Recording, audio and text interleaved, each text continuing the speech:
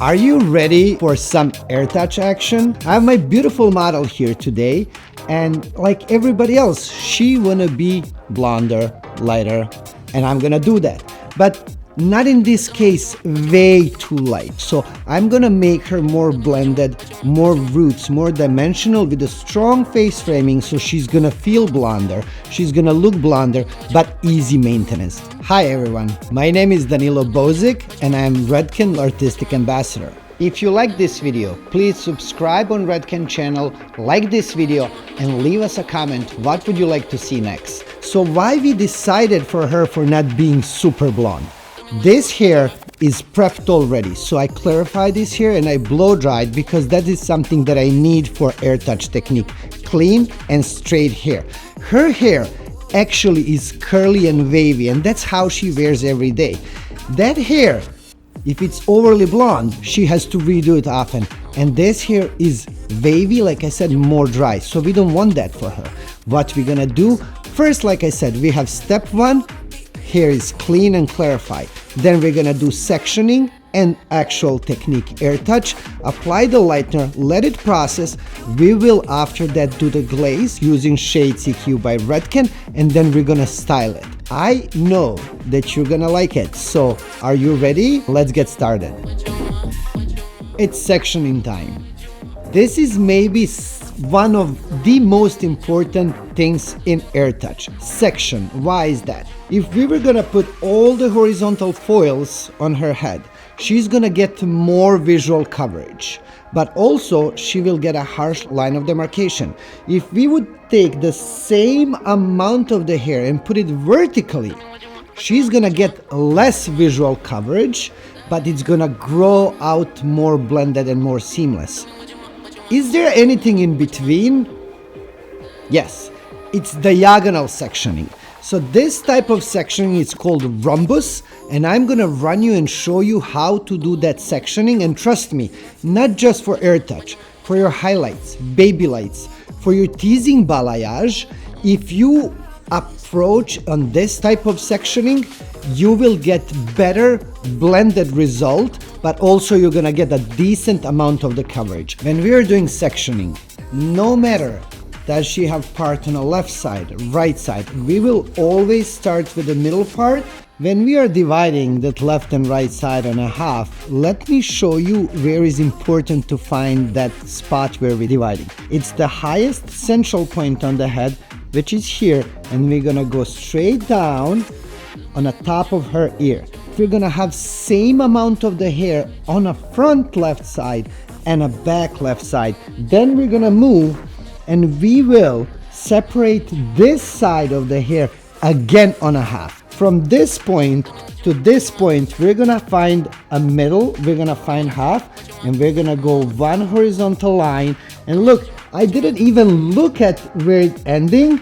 When I separated that, it's end up exactly on her hairline here. Where is this separation? So that means that this part and this part are again two equal parts. When we have that clip, this will help us a lot where we're gonna place our rhombus. Our rhombus is gonna go from this point here diagonal down toward the occipital bone, and we're starting to create our rhombus. Now when we have sectioned both sides, left and right, divided on a half, now those 2 points on your side sections are gonna give you your starting point for your rhombus. But before that, let me ask you something. Do you actually know what is a rhombus as a shape? Rhombus is actually square that is shifted 90 degrees. That means that all 4 sides of that shape has to be same. Don't get confused with diamond. Diamond has 2 short sides and 2 longer. So what is really important? When you get here, you will follow this dot and go diagonal toward occipital bone on both sides.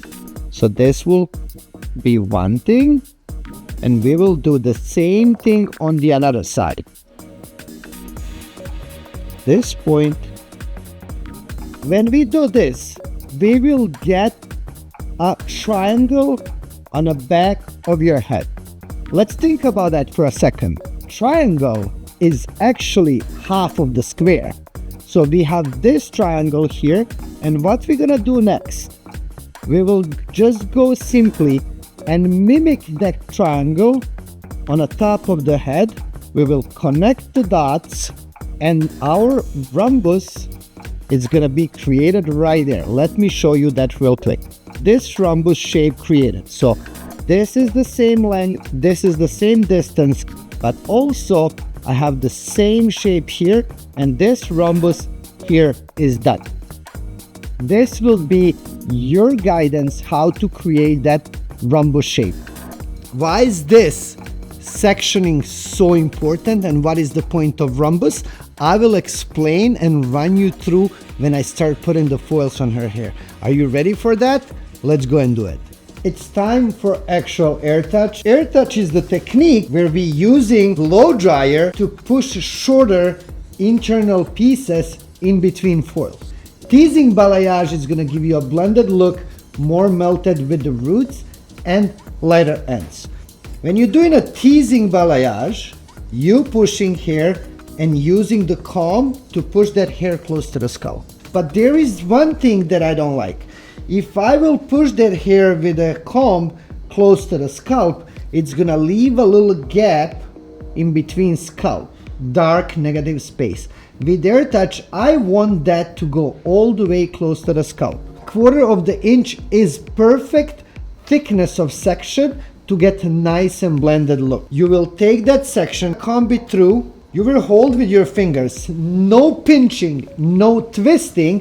That means if you would pinch and twist, you would trap those short internal pieces and you're not gonna be able to push them out with the blow dryer. We are using power of blow dryer on cold setting and maximum power. We will lift the strand 90 degrees off the scalp and place that blow dryer 90 degrees off the strand without turning it on. When you place the blow dryer, you will turn it on and you will get that Airtouch pieces pushed down and you can go close to the scalp. This amount of the hair is your blend and your dimension. Now it's time to actually show you how I'm placing those foils on. My first section is diagonal with the section of rhombus. This pattern will give you enough coverage but still blend. Take the board and push close to the scalp. Can you see how close to the scalp I can go here? I am using Redken Blonde IQ 9 Plus with 20 volume oil developer. Why I love this lightener is gives you maximum lift, no swelling, no damaging. But also it's gentle for the hair, leaving the moisture in. I will apply through the length. Saturation is really important, so make sure that you're saturating the hair, and then I will go close to the scalp. After I'm done with the application, I will fold my foil once without squeezing the lightener out, because if you squeeze the lightener out, you're not gonna get equal amount of the lift. I'm gonna fold my sides. When I start doing the next foil, there is the possibility that my blow dryer will open this foil. So I will take this with my fingers, with 2 of my fingers like this, and I will simply push with a thumbs down. In that case, I'm creating the curve and pushing the edge close to the scalp, so the air is gonna flow around the foil and not open them.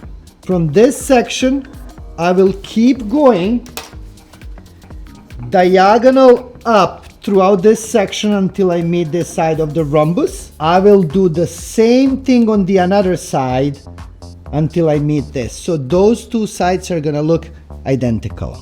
I will be back when I'm done that, and I will show you how to handle the rhombus. So most asked question, should I start rhombus from left side or the right side? It's gonna look the same, but what I like to do, continue going on the rhombus on the top of section number 2. Why is that? If this is your section number 1 and you have to rinse it, those foils you have to move on the other direction. So keep going on section number 3, rhombus, top of the section number 2. This is my second section, and I'm gonna keep going all the way up diagonal. I will go with a 1/4 of the inch section, 90 degrees, turn on the blow dryer, and you can see that I'm holding my strands all the way up. So that is gonna make me sure that I have a lot of dropout, which is blend and dimension.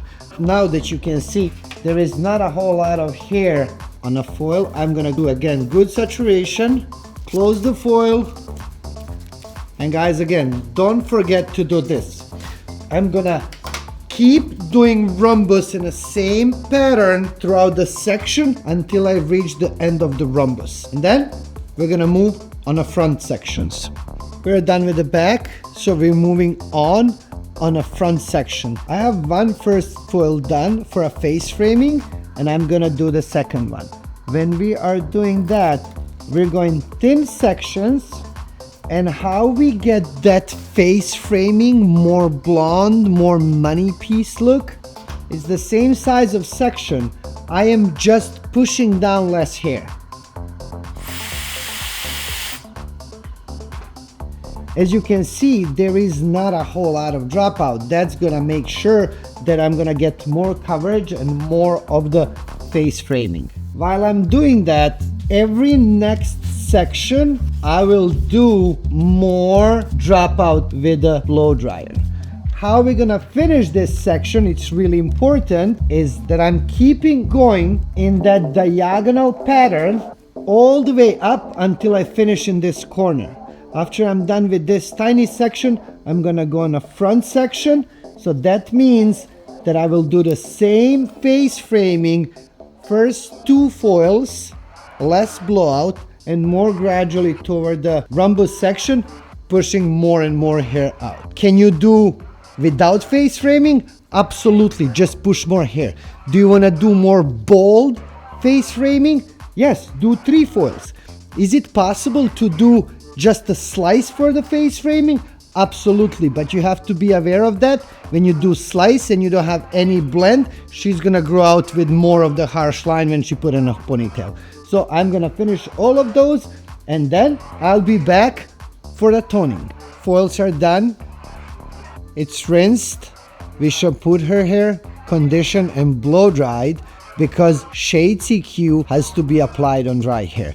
Look at this blend, how it's seamless, it's blended. I didn't do any root smudge. This is just done and achieved with a foil placement and technique. This is something that Rhombus Sectioning is gonna do for you.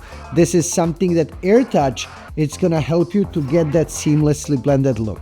Blonde IQ 9 Plus provided exceptional lift. Some of us would say like, she doesn't have to be toned. Maybe. She doesn't have to be toned, color-wise. But shade CQ are gonna bring acidity.